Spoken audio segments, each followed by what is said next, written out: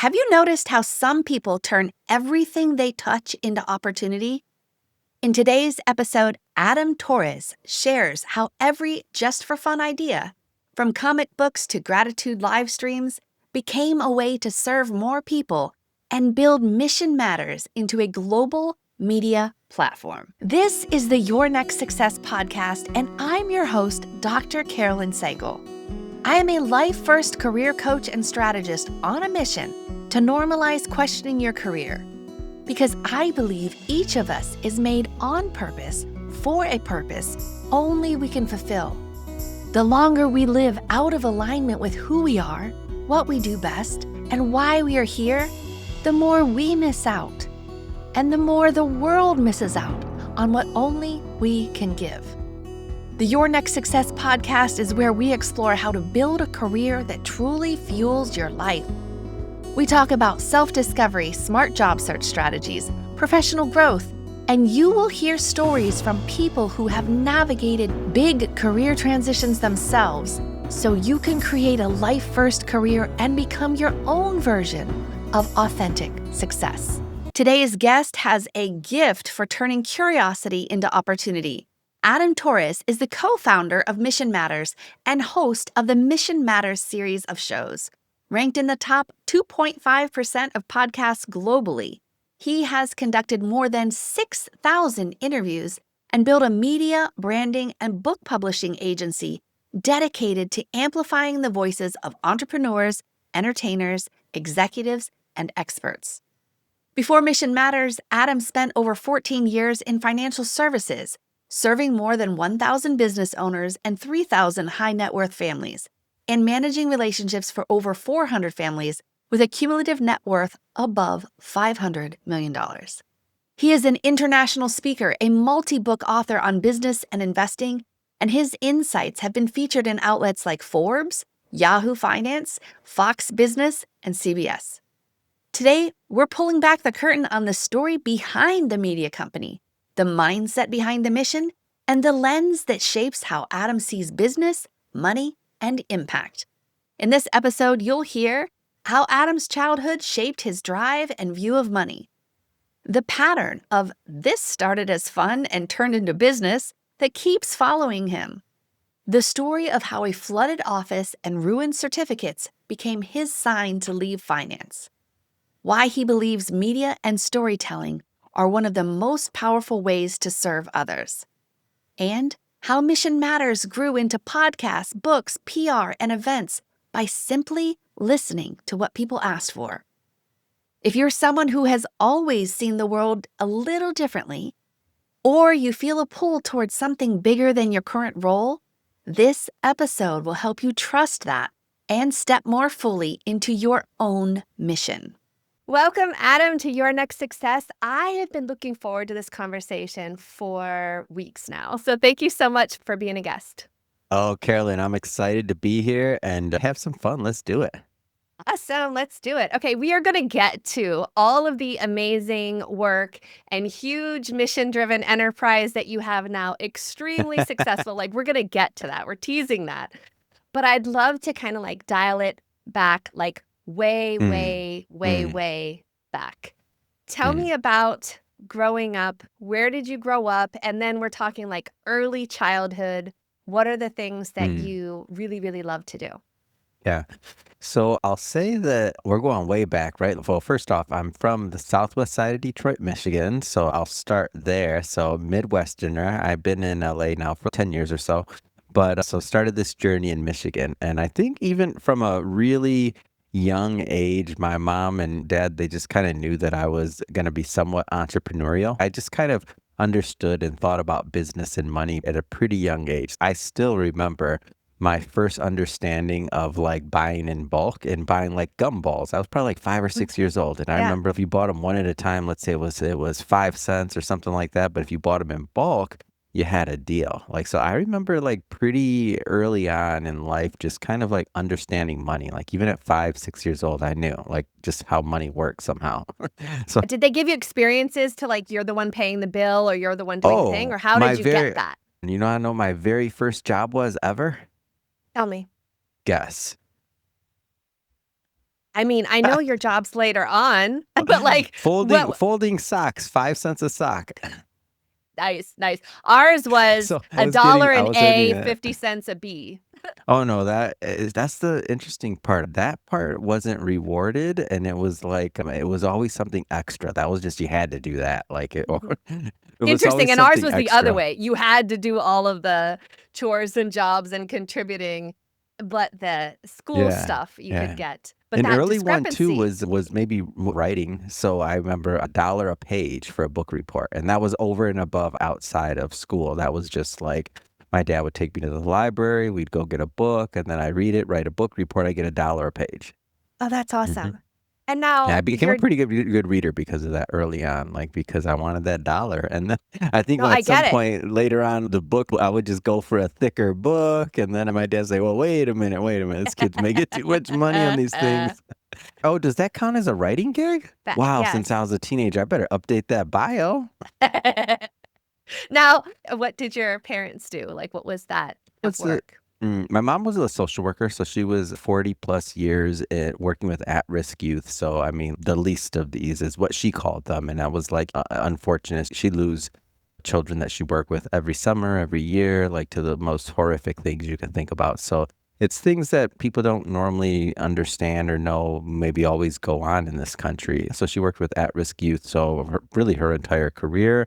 My dad was a entrepreneur, I would say. He owned a small business. He painted cars, like high-end painting cars and stuff like that, like the high-end paint jobs and all that kind of stuff. That was his thing. Like the designs and like what now is wraps, or like the Um, really good stuff to make sure that there was no, no orange peel and all that? he was like a craftsman. He painted cars and he worked kind of when he wanted to. So like people would wait and they'd wait and they'd just show up at the house like, "Are you ready to start yet?" And he couldn't get into a car because when he did, it had to be perfect. And he knew he was going to do it. He was going to do too much work and everybody else knew it too. And he was going to do more than he charged for. And he was gonna just go further and further into the project, and he's a craftsman. He had a different like love for that was his sport. Like it just had to be perfect. So if you could get him to do your car, then you would have something special. I see. And did you have any siblings? No, it's just me. And so you had this interest in, starting to have this interest in money, definitely Hmm. in now you were a paid author.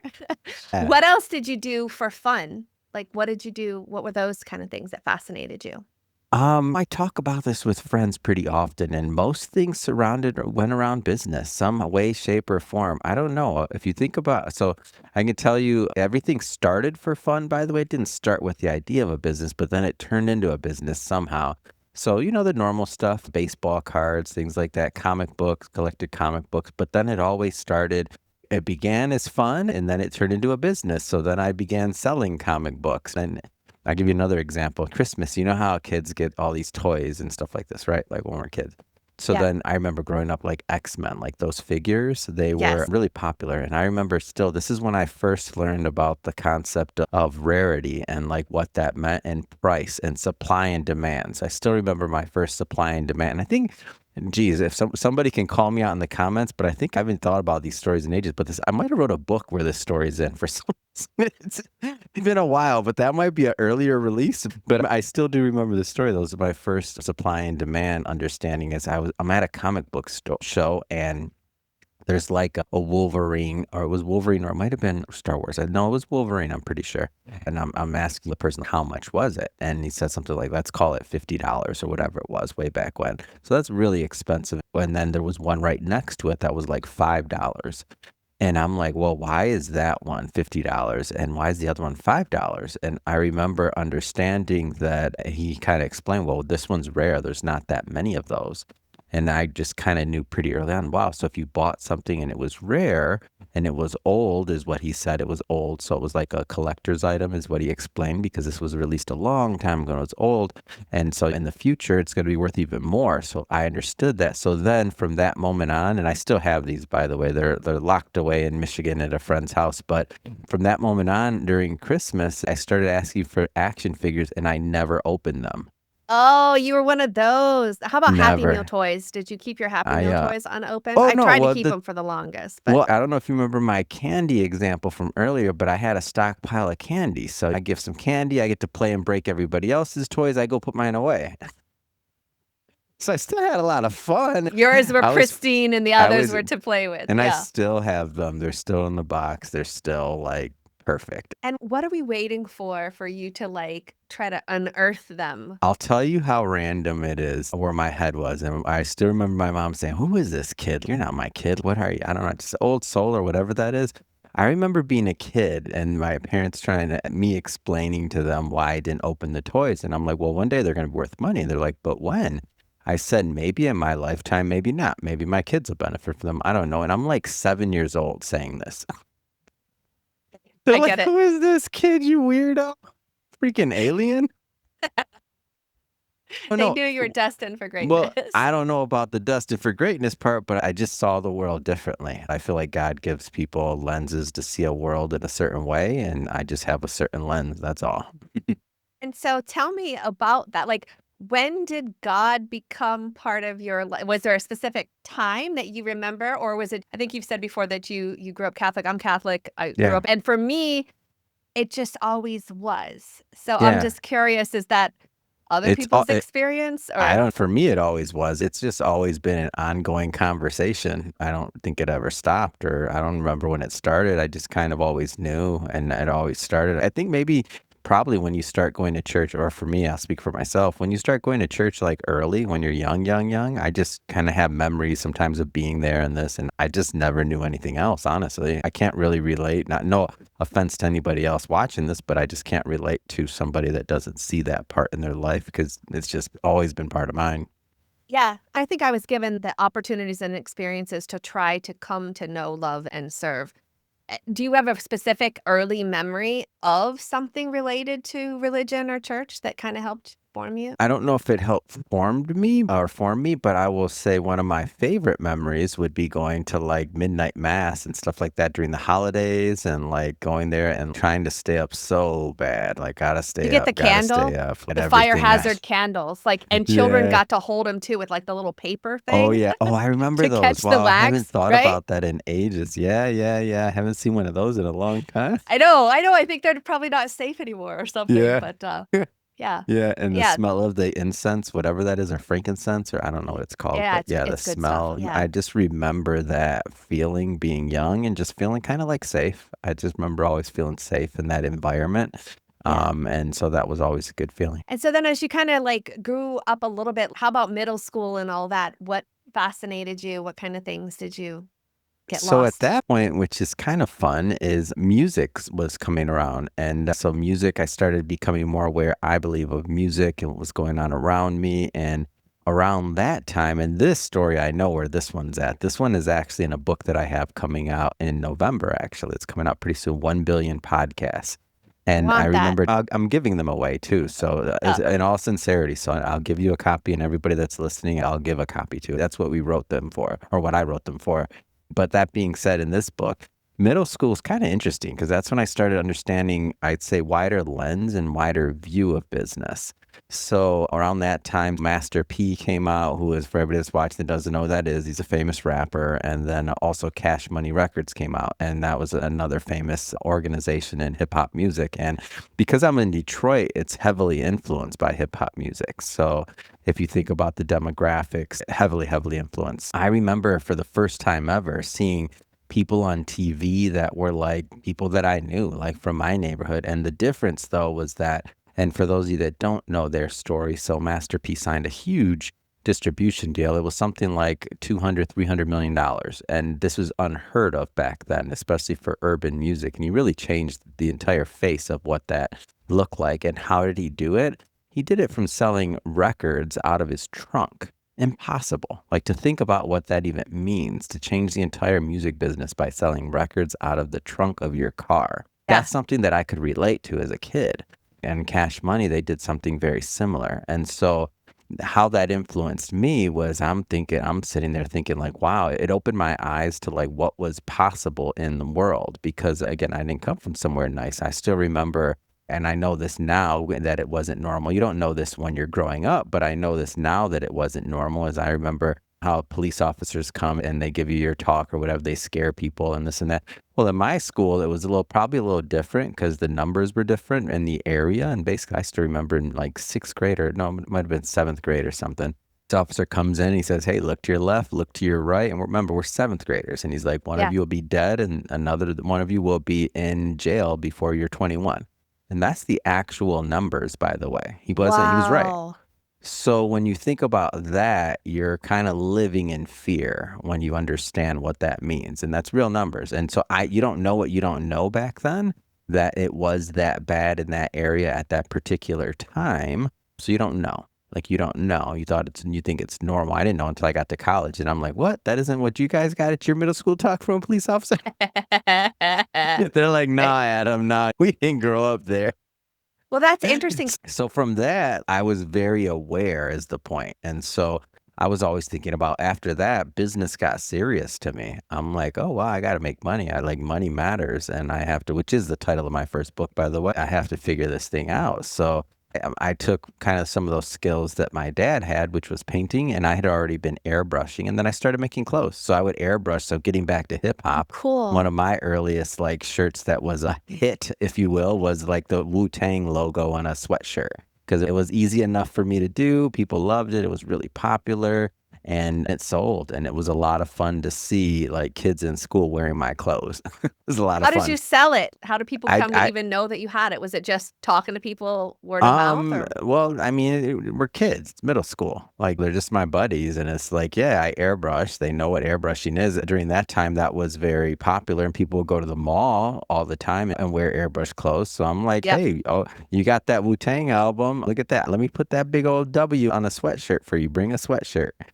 And it grew, bless you, and it grew from there. Wow, that's kind of cool.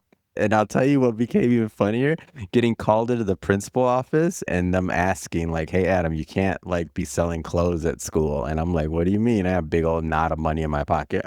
I got $1,000 on me. But of all the things you could sell at school, I think that's a good one. Right. That's what I You was know? thinking. That was what I was thinking. Wasn't hurting anybody. It was good. Yeah. I mean, Interest- Wu-Tang might not agree with the copyright. It's not like I probably owe them 7-year-old Adam might owe them a check, trademark infringement. No. But we didn't worry about that then. Right? Sorry, RZA. Okay, so you have this entrepreneurial spirit and bringing in this artistic side, and you liked music. Now, did you play music, or you just loved listening to it? It was part of the culture. That was Yeah. it. It was everywhere. That was Tupac was out, Biggie was out. That's it. You couldn't go anywhere without that. Was like a lifeline for the inner city. Period. It was a lifeline. That's the first time that you'd see people that look like you on TV. It was just a lifeline. It's never happened in history. And then who found out about that high school that you went to? How did you get to go there? So it was actually across the street from my middle school. So Oh, my middle wow. school, it was called UPS. I think it might still be around. It's called University Public School. It was Wayne State Charter School. And a fun fact, it was actually the very first charter school in the history of Michigan. So it's the first one ever. John Engler signed, I think he was the governor at that time. He signed the document that allowed it to happen. Wayne State University was kind of oversaw it, so the college, and it was the very first experiment of a charter school in Michigan, and that's where I went, and it was by lottery. Oh, wow. And so who found out, your mom or your dad? Or because Mama, I'm sure it had to Yeah. be my mom because she was involved in the community, remember? So she was the second, and this was after this point, by the way. I don't know where she was working at this point, but she was always involved in the community. And then years after that, let's call it, I don't know, 5 years or so after me being in middle school, so I was already a teenager. She was the second employee of Covenant House, Michigan, where she stayed basically the end of her career. And what was Covenant House? What did they help to do? So they're huge. So if you Google them, they have different mandates in different areas, but they're mainly working with at-risk youth, women, a lot of at-risk populations, and then every state's going to be a little bit different in what they do. But everything from housing to, it's a huge organization. That's awesome to give so many needed services to the population that might not otherwise have access. So then you go to this really cool high school after going to an amazing middle school. So you're already kind of being set apart. But even then in that middle school, they still had the look to your left, look to your right kind of conversation. Come on. That's Yeah. well, I if you guess think about it, well, we went outside and right across in the park right there was a Cass Park, and like that was kind of like our playground. That was no like walk in the park, so to speak. That's in the middle of downtown Detroit and not a really a good period. So the reality is the drug addicts, all the worst things you can see, they're right there. They're right there. Like you're in the middle of it, like location wise. The actual middle school was an office building. It took up a floor of an office building. So think about like you go to work and you're like this. That's what we did. And it was a second floor. And it was like one of those like 9 to 5 kind of deals or 8 to 5. It was a little extended school day, the whole thing. It was a big experiment. We were the first guinea pigs for a charter school. So I'm going to say they didn't know what they were doing, but they Yeah. did well with what they were doing. With kind of design. You got to start somewhere, right? Like they did a Yep. good job, I feel. Okay, so now you go to this cool high school, and somehow this high school, you don't have to be there the whole day. Tell me about that. Mhm. So I don't think that was everybody's experience. I just know that it was mine. So it was called college preparatory, which it's a college preparatory school, which you would think that all high schools are, but that's not necessarily the case. Like at least it wasn't back then.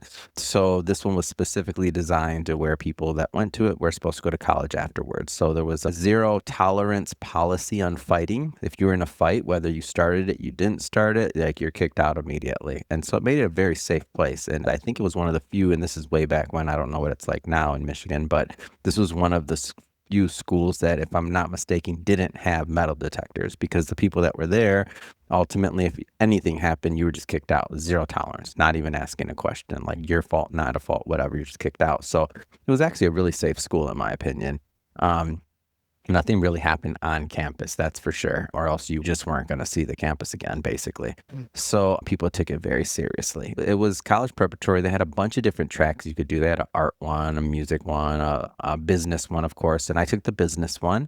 And ultimately, I got in my third year, so 11th grade, I got the opportunity to interview at a firm called, it was Roney and Company originally, and then was bought out by Raymond James and Associates, which is a larger brand that is out there still today. Essentially, it's a brokerage firm for anybody that's not familiar with Raymond James and Associates. So it's a brokerage firm where you go to get, retirement done, insurance, that kind of thing. So I was able to interview for an internship working in their IRA department. I got it. And then, so I spent really my third and fourth year going to the office. So I'd go to school maybe like 2 hours, 3 hours in the morning. I'd get my couple of classes in, then I'd go to the office and it'd be work. So it felt just like you're going to work. So I like to say I started work my maybe third year of high school. I was already in the workforce. But maybe if we go far enough back, remember I was a paid writer. Right. All of that. So I went from freelance paid writer to now I'm hitting the big time. I'm working at a brokerage firm. How did you select the business one out of all those choices? What led you to choosing the business thing, not the art thing Yeah. or something of I that? don't Or know. did you have this money? No, it was talking to people. So like my counselor, my parents, thinking about like, well, if we think about back then, I think there was a misconception now because, well, there was no digital media like there is today. Obviously there was no social media at this time. So like the concept that of an artist means you're going to be broke. Unless you're one of the very few that are like really good. If you're not really good, you're going to be broke.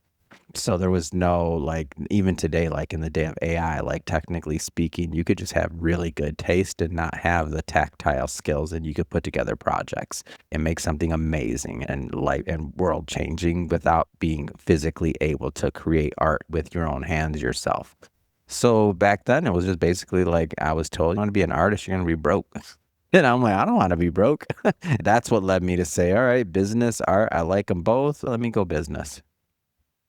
What did you think success meant? Or what was your view in that, let's say, teenage years of, this is what it means to be successful? I don't think, take it a step further. I'm talking about survival. I'm not talking about success. I'm talking about, I want to be alive at 21 and I don't want to be in jail. Like I got it. we're not talking. But you had some of entrepreneurial spirit of like money, right? That's not Coming, but entrepreneurial spirit. That's survival. Think about it. I'm Ah, 6 years old. I'm s- in sixth grade, and a police officer is telling me you're going to be dead or in jail by the time you're 21. That was still a reality. I was still losing friends in high school. gotcha. People So it around me were wasn't still about, dying. it It's not was about about, success or a car or this or that. It's about, can I live past that age? gotcha. Yeah. So this is your It's viewpoint. very different. No, it's Yeah. very different because you have to see the surrounding. You don't get to, I'm in a good high school. I'm in a good place, a good middle school, but I'm still in the city. So Yeah. what that means is I'm going to play basketball and one day somebody doesn't show up and you find out a week later that they're dead. And you're Wow. like, oh, so that's a different, not thinking about success. Yeah. I We don't got even you. know what that is. Is that So possible? you're looking for your ticket to live. I just want to get to the next year, the next Gotcha. summer. Yeah.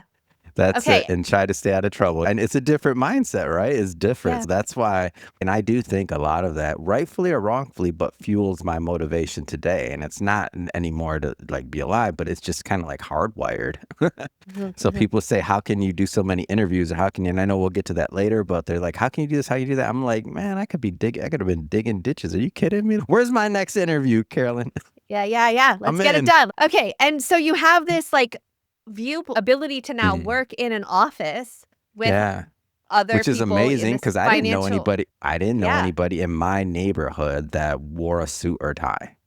I And can't did you remember have a to wear single that in high person. school going there? I didn't, but I wore business casual. But no, so I Gotcha. didn't Yeah. in high school. So I didn't know anybody. I didn't learn how to tie a tie until college. Mm. I don't think I had any other tie until college. I remember exactly when I learned how to tie a tie. Who And taught you how? Who taught it it? was, I pledged a fraternity, and in that fraternity, it was called Phi Iota Alpha. And in that fraternity, it was part of the process. And so one of my frat brothers taught me how to tie a tie because I didn't know how to tie a tie. He knew how to tie a tie. His dad went to work and wore a tie, like many others did that Yeah. were in college life. That just wasn't my experience. So and it was a red tie, and that's the reason why I wear a red tie. That's That's part of so the cool. process. So that goes back to, so that fraternity goes back to 1931 in the United States, and further back in Latin America, there's some other ties there. And that's part of it. It's the red tie. So that's why I always wear it. People always ask me that, and I don't usually tell them. And I'm just like, I just like red. But that's the That's so reason why. neat. Yeah, that was part of, oh, that's so cool. Okay, so how did you find out about the college that you went to? How did you find out about, because it seemed like that was a pretty Yeah. selective I got institution. kind of, Yeah. I got really lucky in all reality. So whatever somebody feels about this topic, I know it can go both ways. So I don't really have a stance, but I'm a product of affirmative action, 100%. My grades were not good enough for me to get into an honors college. So I was a product of it. So whether people are for it, against it, I know it's no longer around and there's all kinds of other things, but hey, I benefited from it. So I went to James Madison College, which was, again, honors college within Michigan State University. It was a great experience. I was highly undereducated to be able to do that, to be in that honors college. But I will say that I had amazing professors that I still remember my very first paper. It was 5 pages on your idea of justice. It was something like that.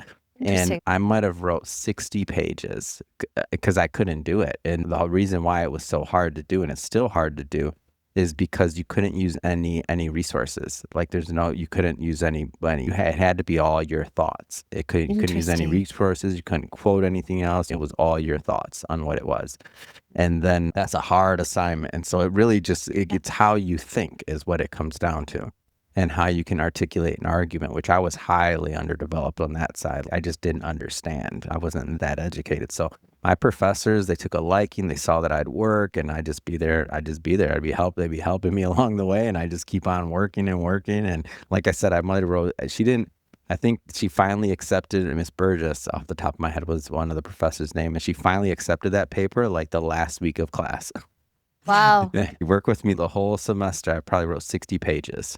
And But she worked with me on revision, because she knew. I mean, they could tell. And in retrospect, think about it. You got this 18-year-old kid from the city rougher than ever, like doesn't like fit, not doesn't fit in as in people don't like them. People love me. I was always, God gave me that, whatever that is, to where I could socialize with any group. That never mattered. I was always fine on the social part of things. So I was never an outcast or anything. That's just not part of my story. I was always accepted, even when I shouldn't have been for whatever reason people did. Didn't matter what social scene it was. But that being said, it must have been in retrospect, looking at me, if I was in my shoes now, seeing this 18-year-old coming in from Detroit, from southwest side of Detroit in this honors college, I must have stuck out like a sore thumb. For And you sure. were willing to do the work and ask for help, though. But where did you get that, right? Because I'm not saying anything about the beautiful humans that live in my household, but some teenagers are willing to ask for help, and other teenagers think they already know it all. So, how did you have that desire or ability to just be like, you know what? Help me understand how to do this thing? Well, I already understood that nobody like succeeds by themselves. That's the benefit of probably being from a rough environment, is that I didn't make it out of that environment by myself. There were many people that allowed me to get out of that environment. Like literally, there were decisions made that I'll never know about that said, "Hey, no, leave him alone." So Wow. I knew that there's a community that's allowing me to rise up and to go to college. So I already knew that you need other people because you don't make it out of that environment alone, period. It doesn't work that way.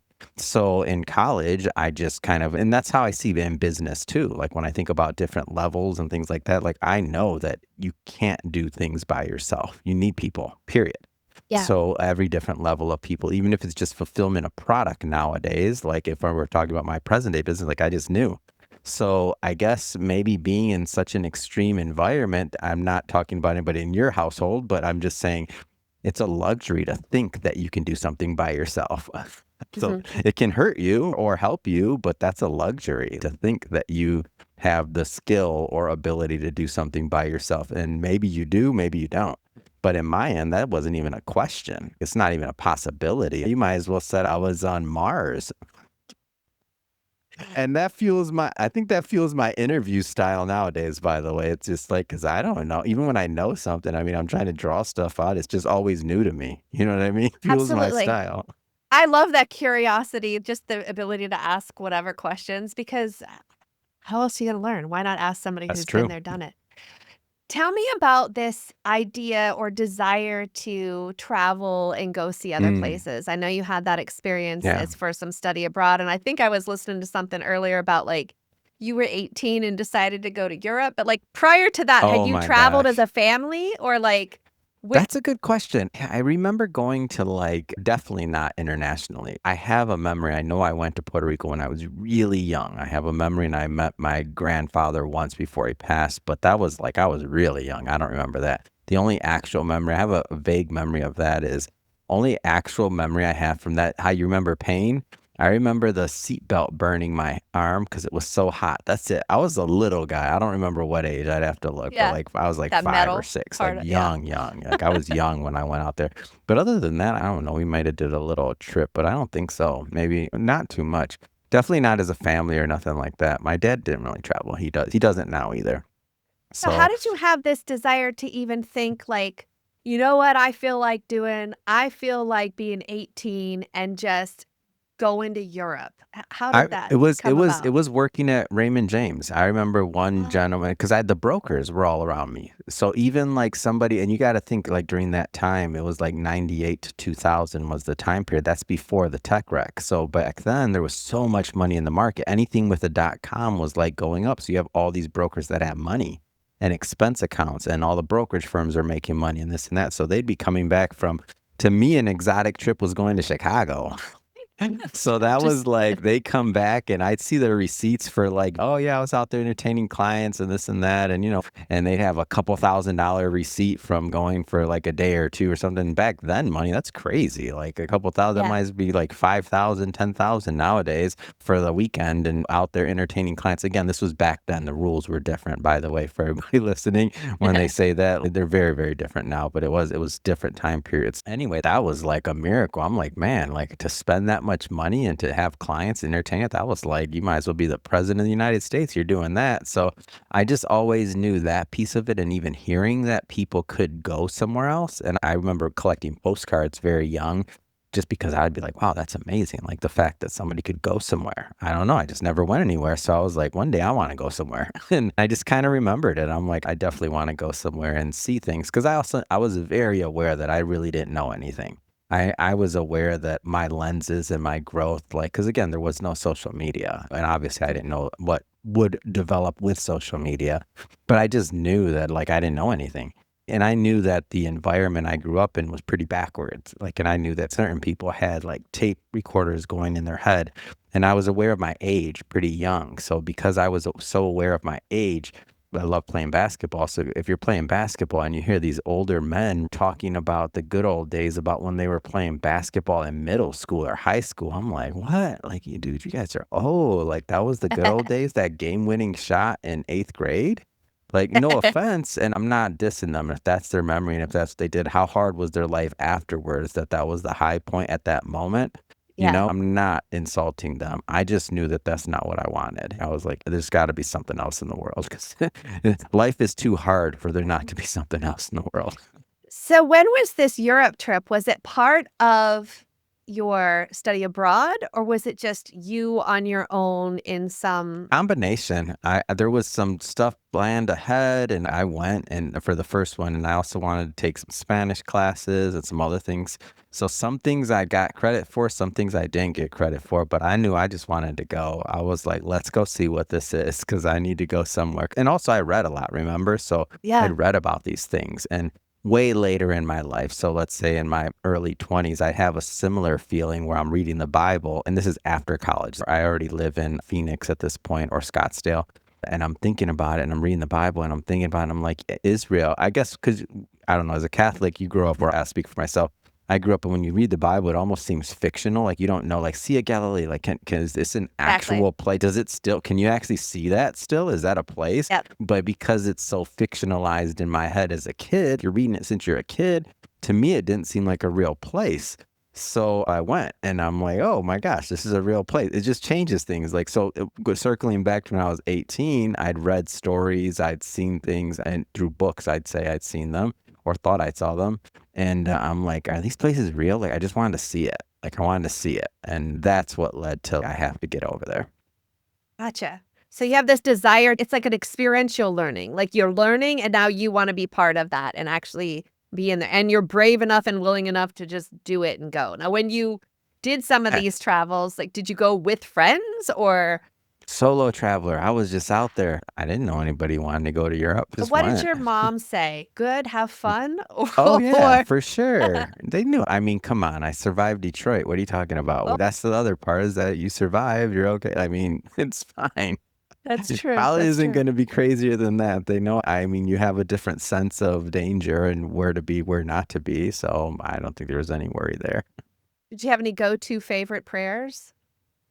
I don't think so. Mine is a constant conversation. I just talk. Okay. I have a normal conversation. It's not pretty. Yeah. It took me till I was 30-something to realize that I could pause and listen. So before I was just talk. And then somebody had to be like, oh, go to the Blessed Sacrament Chapel, and I don't know what you should do, but just go ask him. And I'm like, Ooh, I like that. what are you talking about? Ask him. You know, I do you showed do it up verbally? Do you do it verbally, ask, or verbal out loud, or do you talk? kind of like or in do you my talk- head, ask, but then I just have to listen. Do you ever do So the you listen? do it in your. I talk out loud. Oh, that's if you were cool. to come around, I don't know if it's cool. If you were here and you're just like, who's Adam talking to? And now my mom, unfortunately, my mom passed. I'll talk to her out loud too. I'll be like, come on, mom. And what's funny is I have some friends that knew her as well. I'll talk out loud with them to her. I'll be like, Mom, they're picking on me. Come on, get them. And then they'll start talking to her. They'll be like, no, we're not. It's him. Everybody's You know talking it is. to him. You can't hide now, Adam. She knows all. It's Well, that's true. ridiculous. Yeah, that's true. I know it's ridiculous. Imagine what your life would be like if your career aligned with who you are, what you do best, and actually fueled the life you want. At Next Success, We support all ages and stages through career transitions, from students exploring majors or careers to job seekers actively searching or reimagining their next move to professionals committed to self-awareness and leadership growth. Stay connected and explore what's possible at nextsuccesscareers.com and follow Next Success Method on LinkedIn, YouTube, Instagram, and Facebook. Okay, so you become this big financial career-related person after college, right? And just immerse yourself in that world.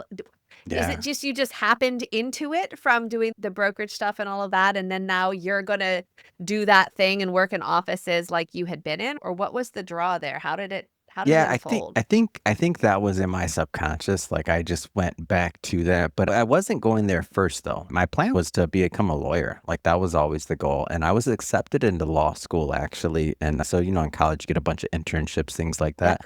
So one of the notable internships I had, I worked for a lobbyist, which was awesome. They started the Michigan Equine Partnership, so I got to know a little bit about lobbying. Then I worked in the executive office of who the attorney general at that time is named Mike Cox, and awesome experience. I'm like on the top floor, and like his office is right down there, and I'm just like, I'm in awe. Like it's a celebrity to me. I'm like, this guy's on TV, like all these other things. Like I don't know. I'm at the Capitol in the state Capitol. And it was just amazing to me. I'm like, wow, this is the coolest thing ever. And it was all slated. I was supposed to start in law school right at the Capitol, and then I'd go to college, and then I'd probably work either in politics or something else like there. And that was supposed to be the next step in my career. And I had to wait between, I think there was like a 6 month to 8 months, something like that. Maybe it was a year, wait until starting law school. And during that time, I had a good buddy of mine named Adam. He's also Adam, and he worked at this place called Rock Financial at that time. And that was, if you grew up in Michigan, that was like that was Dan Gilbert, the owner of Cleveland Cavs. He owns the Rock Financial, and now it's known as Rocket, I believe. But it went from Rock Financial to then Quicken Loans, and then Rock, and then ultimately, I think it's Rocket today. And having that first job, I thought I'd be there until law school started. And then something happened. I was good. Like I was real good. And I learned about, and so they had this, I'll take you to the early days.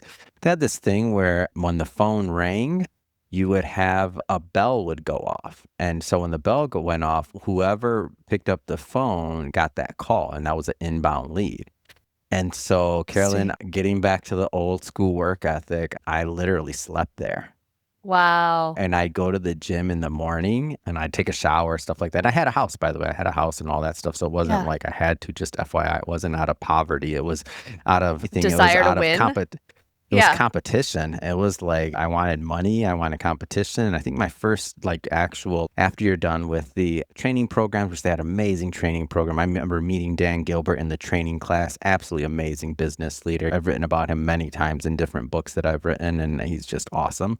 I remember literally sleeping at my desk, one hand on the phone, the other hand on my arm, and that bell rang. I could probably do it today. Rock Financial, this is Adam. How can I help you? I could probably still do it today. And I've signed loan documents at like 2 a.m., 3 a.m. because people what I realize is there's service workers, there's other people that have off hours, and people would be so shocked that somebody answered the phone. And they'd be like, wait, I thought I was going to leave a message. And I'm like, leave a message? We got to get you a loan. What are you calling in so late for? And I'd be, let's get this done right now. So sometimes they'd come back in, like the staff would come back in, my boss, all that. And I'd have a loan doc signed that they didn't even know it was on there. And they'd be like, where'd that come from? I did it last night. They're like, what do you mean you did it last night? So that's the difference there. My first month, long story short, I won, I still remember the name of the Caveman Sales Award. That was the most coveted prize on our team. And for a new person to get it, that was impossible. There'd been people that had worked there for years that didn't get it.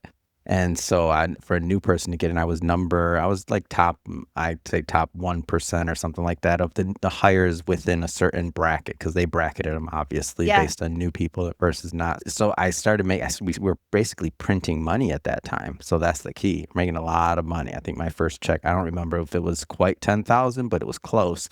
And that's my first commission out of the training class. So law school kind of got forgot after that when I started thinking about if I work really hard over this, I might start at 40K. I just made 10K this month. Gotcha. Gotcha. No. So yeah, so you see this taste That's of back then numbers, by the way. So I'm like, I guess I'm pretty good at this. And then I started going down the sales and the financial route. That's where it began. and then how did you switch from like one place or I guess was this where the Israel thing came in after? No, they switched. Yeah. They switched for me. So they went through just bad timing on my end. They call us all in in a room at one time, and they say anybody that was hired after this date is going here. Anybody that was hired after this date is going there. So they basically their future growth was going to be at Quicken Loans, the internet side of Gotcha. things. I was more of a branch banker type of person. I was hired for Rock Financial. So when they moved you to the internet side of things, they basically said you can have as many leads as you want, but they didn't pay the same amount that they paid on the loans on Rock Financial side. So for the same amount of work, instead of making that 10 grand, it might have been 2 grand. And I might be Gotcha. exaggerating a little bit, but I'm not exaggerating that much. So it basically, and I was just like, well, I don't actually want to be on that side. I like my current compensation. I like the way things are going. But and they were like, yeah, we're really sorry. We understand, but we can't make an exception for you. And then it's a whole company wide shift. It's nothing personal. And so I left. I was like, there's no way. Like, I can't, I'm not, it just wasn't, it didn't match my strong suit. Gotcha. Gotcha. So then you moved. So then I moved to Yeah. Arizona. And then you started working. So then you're Vanguard in Yeah. Arizona Well, for the first, longest. before then, I was American Income Life. So I met a guy. Remember I said I used to sleep at work, Yes. basically? Yeah. So I would go to, it was either Lifetime Fitness or something like that. I think that was the name of the brand. It's been a long time. So I would go Yeah. in the morning, every morning, like pretty early, like 5 a.m. and something like that. And when I was in the locker room, I'd always you see the same people. The people that go there early are pretty regimented. They're just a certain type of person that go really, really early. Yeah. And so there's this guy there, and he was recruiting me to work for an insurance company, for his insurance company. And he's like, hey, what are you doing? What are you doing? Whatever, whatever. He knew where I worked. And we get to know people over time. And so when I was ready to make the shift, I was like, I think I'm moving out here to Arizona. Do you have an office out there? And so he connected me with them, and they hired me, and then that's where I moved out. Gotcha. So you still are immersing yourself in this financial services related Yeah. thing. When did that shift? When did it shift to you wanted more, or what did that feel like? Because you're doing well, being really successful, helping Yeah, other people yeah. be successful. Well, for me, it was always just about getting to bigger markets. After a while, when you're in that game of managing money, it's like getting into bigger markets. So I started in Phoenix and then Scottsdale, and I'm getting my licenses and my skill sets being like honed at this time. So I'm really young in my career. So I'm working with small business owners on retirement plans, things like that. And then once I made the shift to finally get to managing money, then we're going to bigger and bigger markets, which led me to California. And then that would be the eye opener, and eventually moving to Century City, California. And I like to think of Century City as the little brother, if you will, to Hollywood. Yeah. So that's where all the people that actually are doing the deals. So if we're talking about like the lawyers, the agents, that's where they're all located. And that's where my practice was. And that's ultimately where I launched my own firm before getting into the media side of things. Got you. And so at that point, is that what you thought success looked like? Was being somewhere in California working with all the because it was I you would went from say- survival to Yeah. now you're in California in this amazing Yeah, place. that was crazy. I still remember the first time that I drove like to Century City, and I'm going like in the heart of Beverly Hills, and I'm seeing all these mansions. For people that live here, they take it for granted. They're like, oh yeah, that's just Beverly Hills or whatever. They don't know. For me, I'm like, what is this place? My eyes are like wide open. I'm like the Beverly Hillbillies, like old school TV. I'm like straight from the Midwest. I don't care. Googly eyed. I'm not ashamed. I'm not too cool for that. They're too cool out here. They'd be like, oh, not me. It's okay. So I'm like, oh my gosh, what is this? So no, I think at that point, as I got further along, I realized that I didn't know what I didn't know. Like to me, I thought that the ultimate goal was that financial advisor life. Then what I learned was that there probably wasn't too much of a hockey stick in that for me. So, and the hockey Interesting. stick, for anybody listening to that doesn't know that term, just think of it like growth. Like there's different ways that something can grow. And, you hear about like founders, things like that, like maybe a business grows really fast and then it just starts going up, like the growth curve starts going up, like the end of a hockey stick.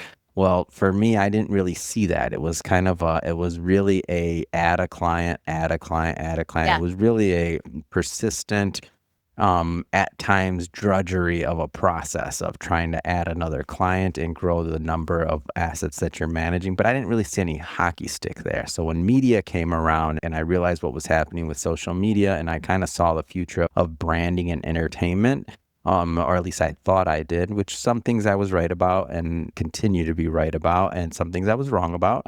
But that's where I was like, okay, this is probably a more interesting game if I'm going to be playing one, because I didn't have the skill set of what I learned in retrospect is that because I started so, let's just say, so low on the totem pole, to me, the ultimate goal was being that financial advisor guy.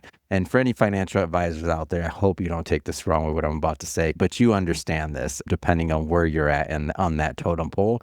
What I didn't realize, though, the guys that were making the real money and the real finance guys were the investment bankers and the people that were doing M&A and doing all these other things. If I would have had that type of understanding as a kid, I would have started on that path doing that when I was younger. I just didn't know. Like, to me, the ultimate was, but I didn't have those influences. I didn't have that understanding. I didn't have that, if that makes sense. Yeah, from your Yeah. viewpoint of what you could see that looked Mhm. like it, and then you realize, oh, I actually want more. Yeah. Well, Yeah. and maybe that wasn't like, yeah. And not only that, but it wasn't what you thought it was. Yeah. Like, it Yeah. wasn't what you thought it was. So it's a good living. Don't get me wrong. You make a lot of money if that's your goal, by the way. That's not everybody's goal. But for me, the purpose side of it too was that it wasn't the way I made more money was by having less clients that had more money, that were wealthier. My impact was kind of like I was talking to less people daily to make more money. And so my impact was a little bit different, and they didn't really align. I'm like, do I really want to be this? It just didn't align with what I wanted to do. So how were you just, like, so you had the money side that's kind of coming good, and you're realizing you want more impact. Where was that coming from? Where was that desire of wanting to impact more lives? When I started my very, very first, it is a show technically, and it was. And for the people that asked me to bring it back, I will call it that. But this is way back when on Periscope. We had this, which was a streaming platform for everybody that doesn't know what that was. That was a while ago. And I think Twitter bought them and then ruined it, whatever, which is X. And they ruined it. But it used to be a streaming platform you turn on, and then when it was on your phone, this is early days, and anybody around the world could find you and they could watch your stream. And so what I did was I started this show called The Gratitude Show. And Oh. literally all I did, there wasn't two-way communication like this with like video. All I did was I would ask them, what are you grateful for? That was it. And then like, what are you grateful for? And people would write in the comments and I'd read it. And so it became this thing where there'd be like thousands of people just sitting and all I'd be saying is, what are you grateful for? Tell me what you're grateful for. Carolyn, what are you grateful for today? And it became like this thing that people were plugging into, and it was just amazing. And I'd hear the most amazing stories. I remember hearing this woman talk about being like the first woman programmer in like Saudi for her particular area, going through this program she did and being like so proud and sharing when she got her certificate.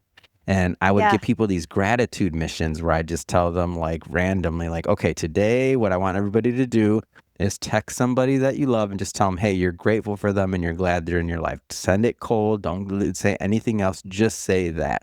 And then the next day when I did it, I'd go, fire up the old stream. I'd get like messages back on what would happen. And I remember one guy like being like, That's oh my nice. gosh, my wife was like, it brought her to tears. Like she says that she don't remember me ever saying that to her in our entire marriage. And it was like the most amazing thing. Thank you. So people started really leaning in, and I still have followers on Twitter and people that check in on me from those early days. Like we made real connections. So I just saw what was possible. I got scared because I was like, whoa, what is this? I didn't really understand what I was doing, but I was still doing it. And so I just kind of knew. I was like, there's just more things out there. And I didn't know what it was, by the way. I'm not claiming I had any like good Yeah. plan. I just knew.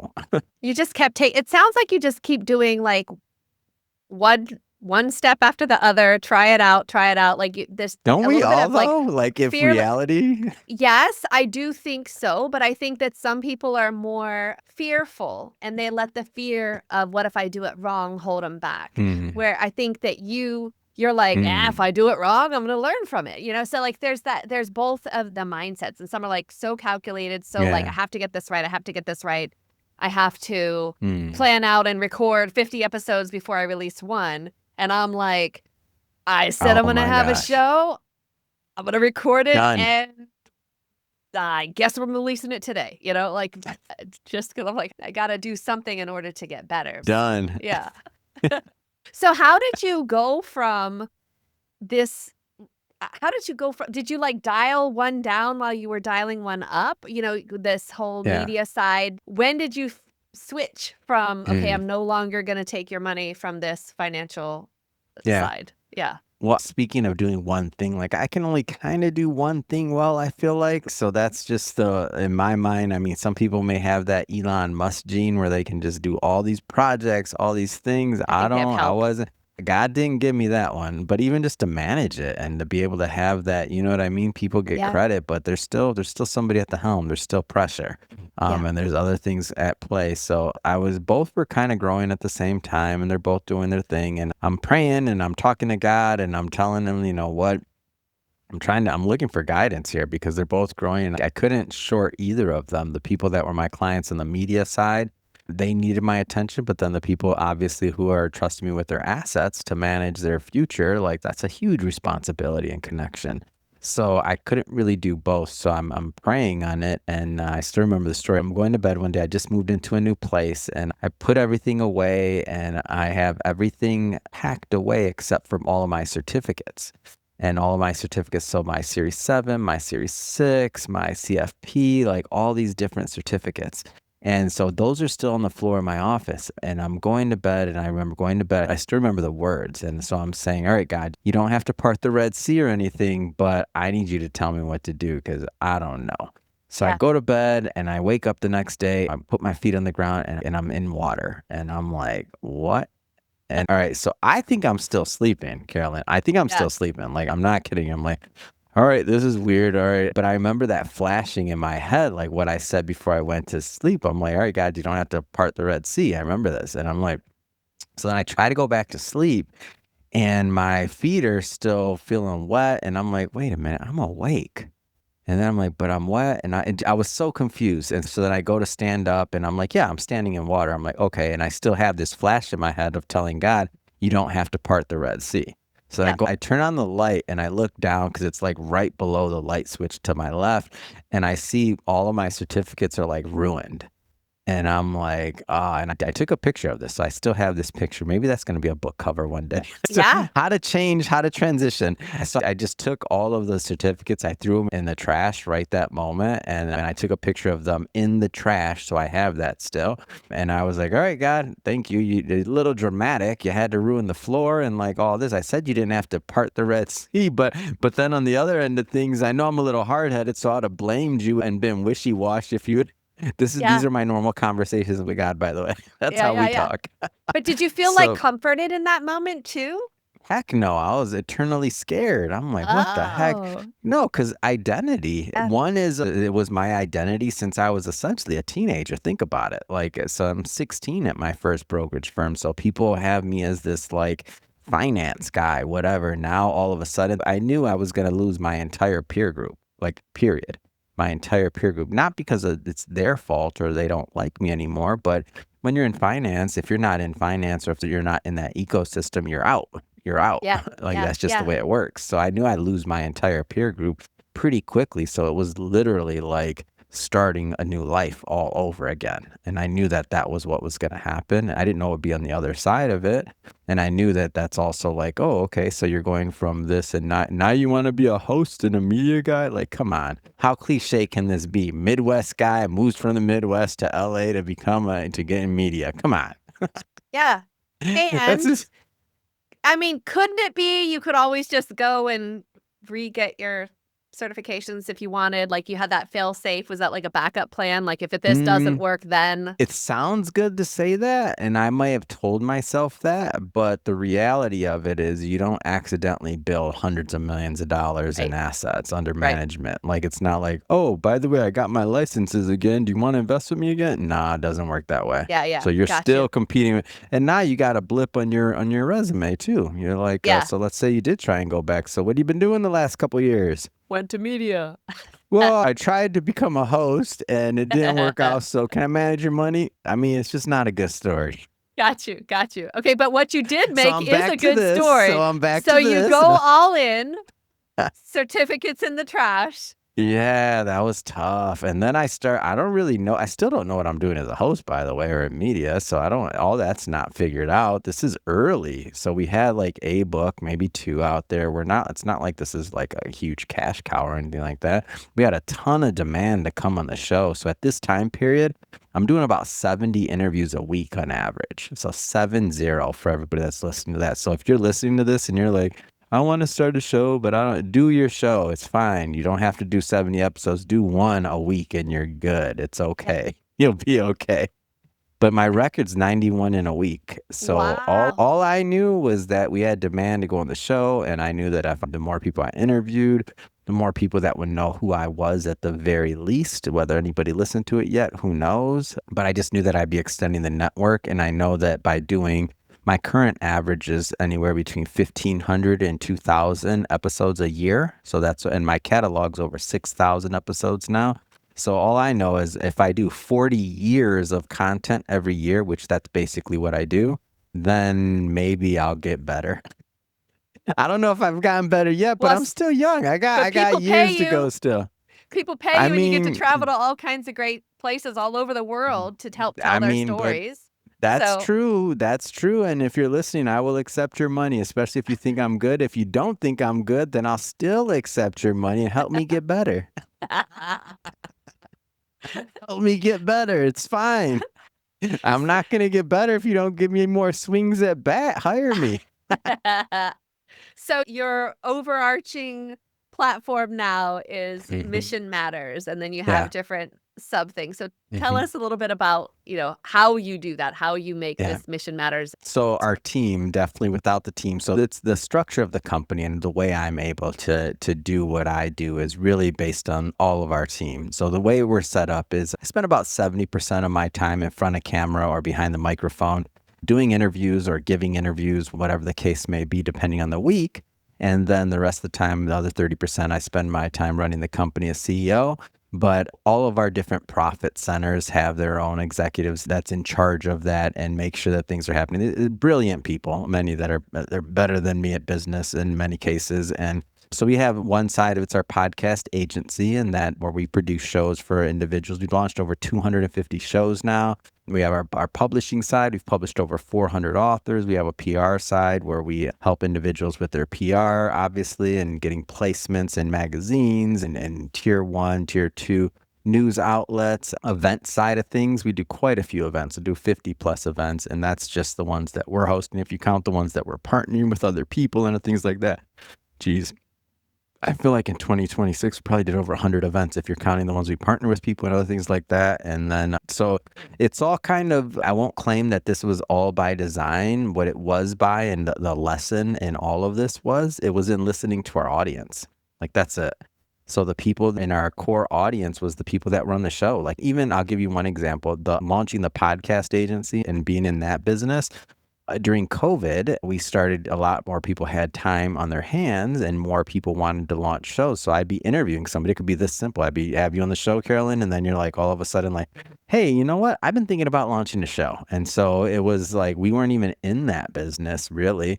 And then people started asking, and it took me back to like the early book days. I wasn't trying to launch books. It was, people asked me, and I eventually said yes. So I eventually said yes to this because we had some, editors and people with some bench time. And now fast forward, we launched over 250 shows.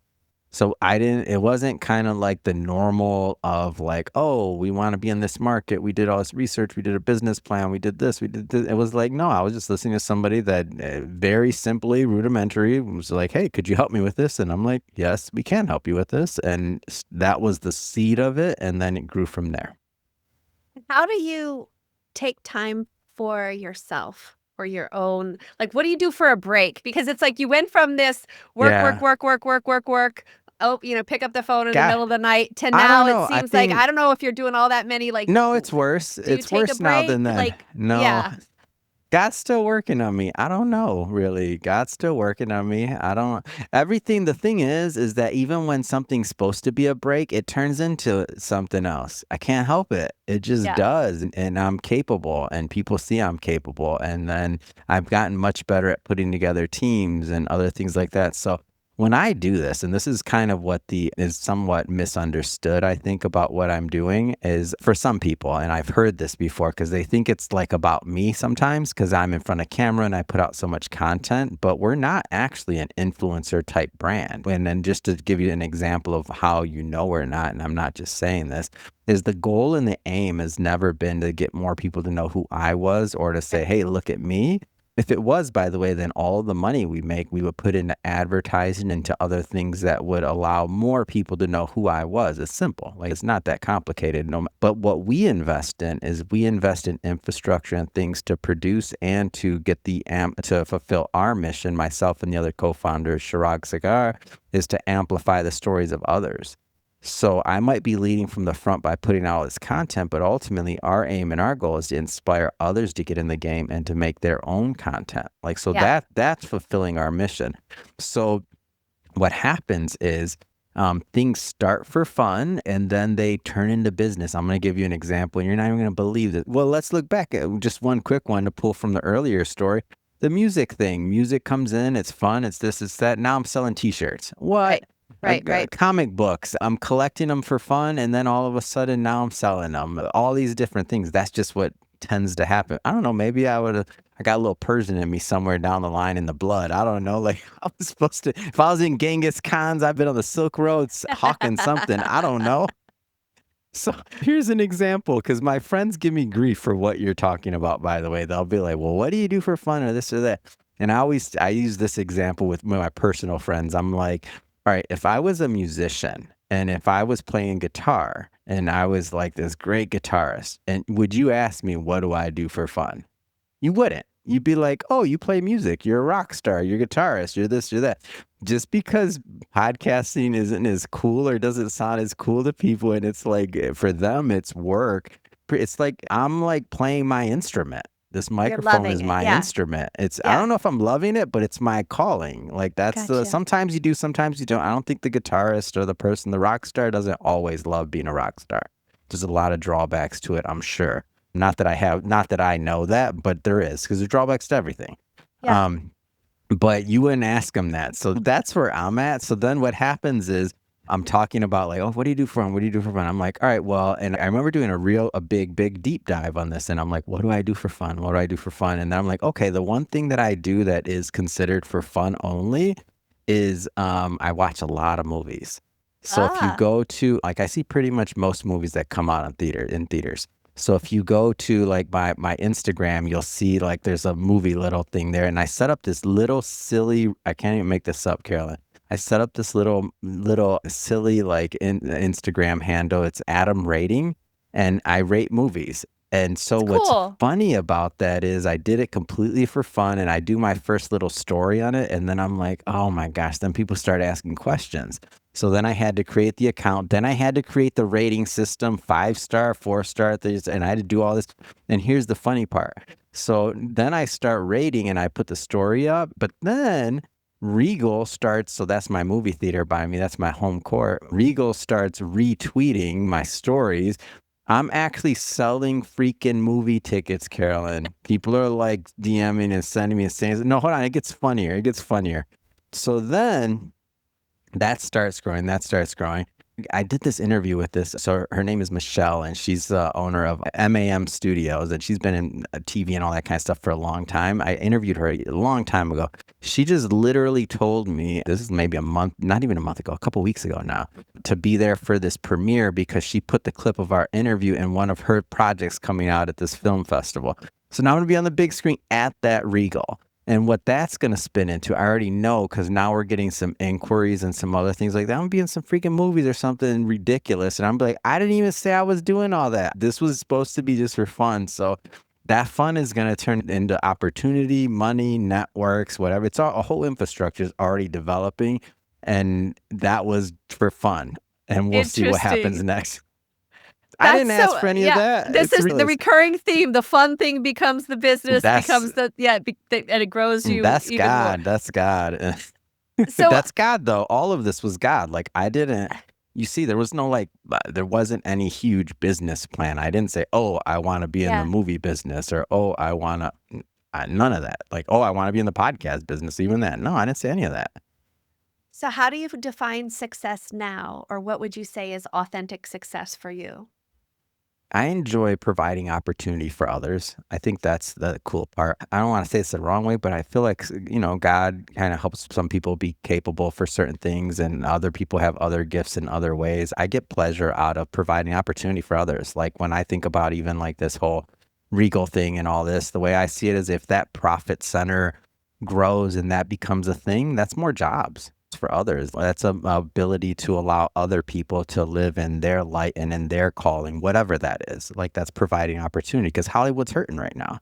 Hollywood's hurting. There's a lot of people unemployed. There's a lot of very talented people that are still trying to figure out some things in the shift. So if I am to be a part of that in some way, and that's God's plan, then, and I can provide, jobs and opportunity and eyeballs or whatever else is needed, because I don't know what's needed yet. We'll see. Yeah. We'll do another interview in a couple of years. We'll be like, Carolyn, I told you they weren't going to let me have any fun. Now that silly little accountant, now they're making me.